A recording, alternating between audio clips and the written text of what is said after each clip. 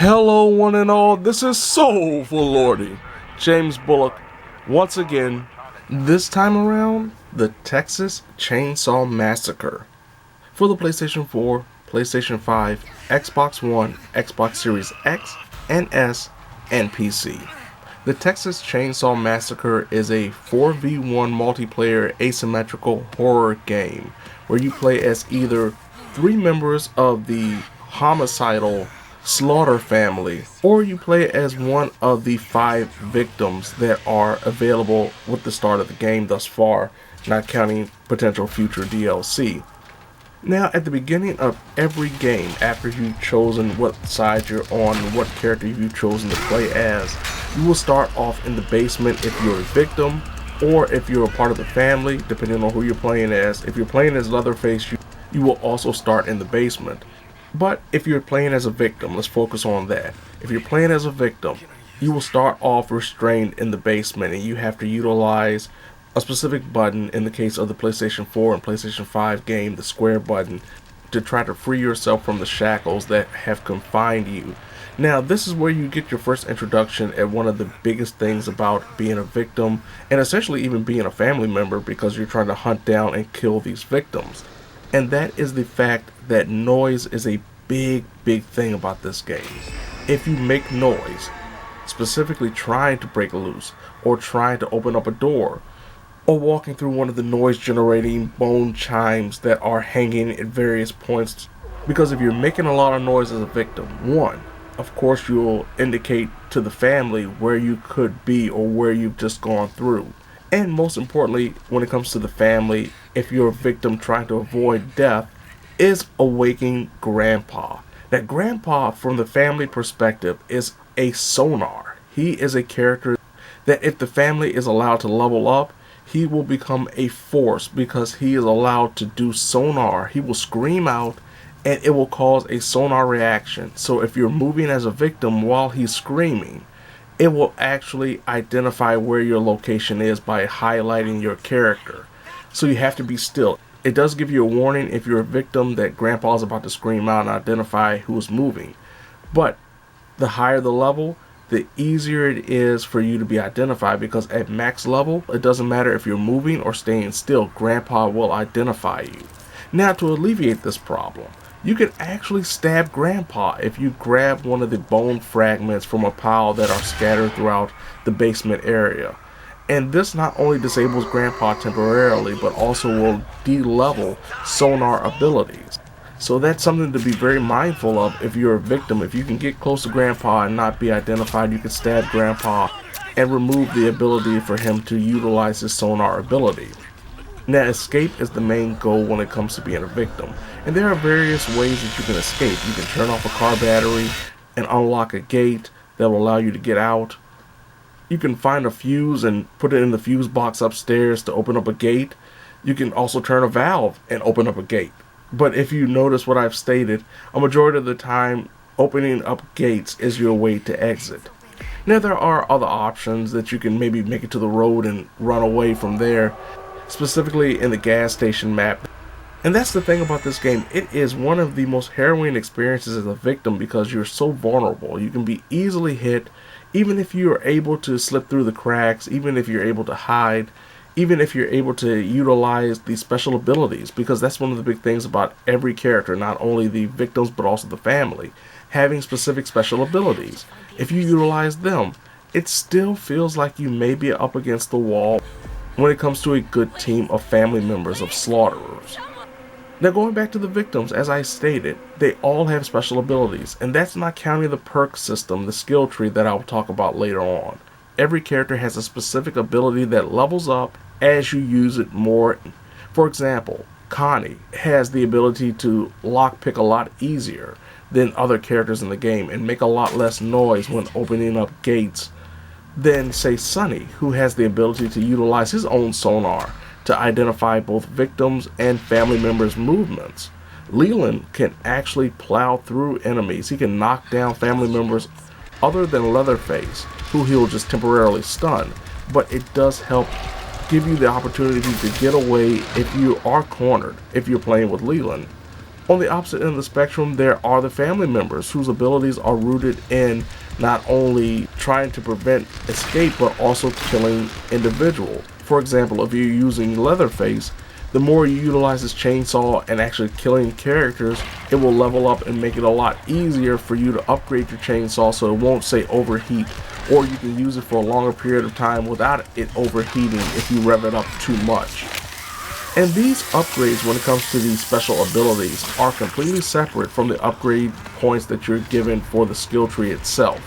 And the skill tree itself allows for perks that are very beneficial depending on which ones you get. There are several spots where there are randomized perks that may or may not be beneficial.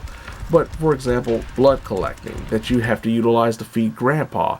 If you're playing as Sissy, that is one of the main things you want to get as a perk, and try to upgrade that by utilizing as much as possible, because the more blood you give to Grandpa, the quicker his level for the sonar will increase. And a very interesting thing they did when it comes to the skill tree is the fact that it has branching paths that are cut off depending on what side of the path you choose. If you have the option of going left or right, and you choose left, the right side will be completely cut off. But you can respec your skill tree, so you can remove all of the attributes, all the perks that you've gained. But thankfully, if you have upgraded those perks, say going back to the blood collecting for Sissy, and I respec my skill tree, it won't lose that blood collecting level perk, but it will lose the ability to get that perk unless I unlock it again. Now, skill points only come from leveling up your overall profile, and those experience points come from just completing games and trying to do your best, trying to survive as long as you can, or even escape as a victim, and of course killing off the characters if you are a part of the family. Of course, with the leveling of your profile, you get these skill points. For each level, you get 5 skill points that you can spend in the skill tree across the board. There are no individualized skill points per character depending on who you're using, unlike, say, Evil Dead the game, which I think was a lot better of a way to incentivize playing with a variety of characters instead of being just locked into just upgrading one character, because you're utilizing the skill points across the board. And that's one of the biggest issues when it comes to this game, is because it is a game that is rooted in leveling up. The better you do, the more points you have, the more you play, the better your characters will be overall. And without a system to isolate players based on their profile level, you will have characters that are high profile level mixed with low profile levels. You will have characters that have upgraded their Leatherface to max level 10, and other characters where victims are literally at level 0 across the board, profile and character wise. So it's one of those things that the later you play this game, the worse it's going to be for you to try to get into it and enjoy it, because you'll be playing against higher level players who have become dedicated to the game compared to those who maybe just get it 2 or 3 months after it's been released. Now, I will say that as fun as this game is, and I've enjoyed it a lot, though it did take a little bit of time before I really did get into a groove and feel like I was enjoying it, is the fact that this game does have quite a few technical issues. I've had graphical glitches, I've had hit detection issues that are very frequent. I noticed that across the board, especially if you're a killer. It can be one of those moments where you know for a fact that you will hit an enemy and it will not stop them. This is also coupled by the fact that enemies have a bleed out debuff that is happening actively. As they get hit, the more they bleed out. But they also have the ability to recover, so if they can find a well, they can drop down into the well as you're hitting them and have a chance to recover. But of course they have to work their way back or get back to whatever escape route they were trying to reach. I've had some very, very weird things happen. I don't want to say that it's cheaters, but I know that there have been talks about the fact that the game came released with the developer's code in the PC version actually being able to be accessed by removing literally one file. And that has allowed certain players on the PC versions finding the ability to pretty much break the game. There was one victim that actually just disappeared while we were chasing them in the middle of a chase. There was no reason for the character to disappear. There was another one, this was the most profound, that they actually got behind the fencing. So they were able to run past us and stay on the opposite side of the fence that we could not reach. And then there are moments where you will just be stuck in a situation, going back to the leveling system, where you are being ping-ponged by victims who apparently have an infinite amount of bone spires that they can stab you with and stun you, or utilize the door to knock you down without you even having a chance of recovery. And then the biggest issue is the fact that the game has a terrible problem with timing out the connection. Pretty much every day that I play this game, I have at least 2 or 3 games that are lost because of the quote-unquote network has timed out error. My internet connection is fine every time that it happens. There is no dropped internet. There's nothing that would make me think that it's on my end. And I'm not the only one that's had this problem. It is an issue because if the connection is lost, all of your progress up to that point is also lost. So if you're in the middle of a game and you're doing absolutely great, you know you've racked up a lot of experience points up to this point, and the game times out, the network connection times out, none of that will be counted, and you lose all of that progress. And I've heard of people that have actually had this issue and it's literally wiped out everything. Their save will still be there, but all of their points, all of their levels, profile or otherwise, will be wiped out. It is a terrible bug that needs to be fixed. They are promising that they will get it straight in the near future, but right now it is a very, very bad bug. When it comes to content, that's also a lacking problem. As I noted, there are 5 victims and 5 family members that you can play as, with, of course, Granddad being the unofficial 6th member of the family when it comes to playable characters. And while that sounds like a variety, the playgrounds, the maps that you are able to enjoy are limited, very, very limited. Literally, there are only 3 maps, with day and night being the only things that differentiate each. And it's not like a lot of things change between the day and night. Unlike, say, Dead by Daylight, where you had this randomized nature of how the maps were laid out, this is pretty much straightforward no matter what map you're playing as. The exits pretty much stay the same. The locations of, say, the fuse box is always the same. There's nothing really to change up things when it comes to the map, especially if you learn the map yourself. So if you learn it as a victim, it becomes painfully easy to get out. There have been some ridiculous moments where a game will last 3 to 4 minutes because all of the characters, all of the victims have figured out exactly where to go to exit before the killers can even get their feet wet and figure out what's going on. And this is a problem that will continue on because this is how the game is built. It's not like it is built to have randomized maps. And with characters and players getting better and more leveled, it'll just become a lot easier for the victims to figure out escape routes. And tying into the future of the dwindling player base is the fact that a game cannot start unless you have 7 players. You have to have 3 killers and 4 victims. If you don't, the clock will tick down and the lobby will disband if you do not have enough players in time. Hopefully this is something that has changed and maybe you'll get a bot to fill in for the spot that isn't occupied. But for right now, you have to have 7 players. Then by the time the game does get old enough and people are not playing as much, it'll be impossible to find a game without some kind of offline functionality like they gave Friday the 13th. Overall, I actually do really enjoy this game. There's a lot of fun to be had at this time when it comes to the Texas Chain Saw Massacre.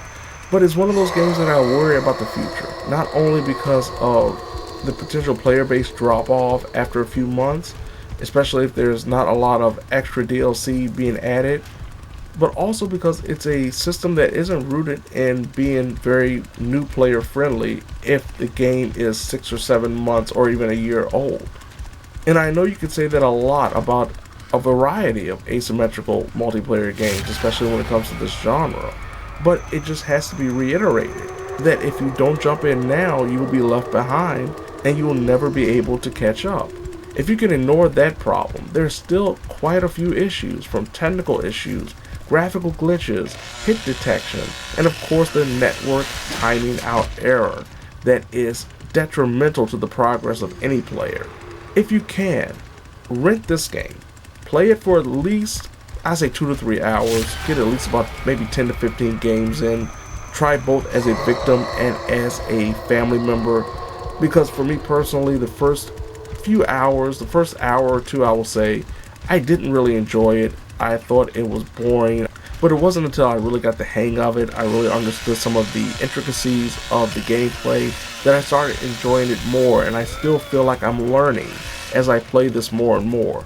But it still feels limiting in certain aspects, and as the game progresses, I wonder how well victim players will be able to just wipe the floor with killer players, because they're already starting, and we're not even a month after the game has been released. If you do feel like you want to buy this, if you do feel that this is the type of game for you, I suggest do it now. And thankfully, it's not a full price game. It's not $60 or $70. It's only $40. So it's really actually a very good price for what they offer at this point in time. I wouldn't wait. I would try to get it as soon as possible if this is the type of game for you. But if you can't, if you feel you're on the fence, definitely rent it and find out whether or not it's fun being Leatherface or victim before it's all said and done. So there you have it. This has been Soulful Lordy, James Bullock, once again with another video game first impressions. The Texas Chain Saw Massacre for the PlayStation 4, PlayStation 5, Xbox One, Xbox Series X and S, and PC. Now, if you don't mind, I have to go back into the basement. I hear the sounds of certain wayward teens trying to escape the confines of our immaculate home. And if Grandpa screams out one more time, I will have no choice but to make those victims say, "Oh, Lordy."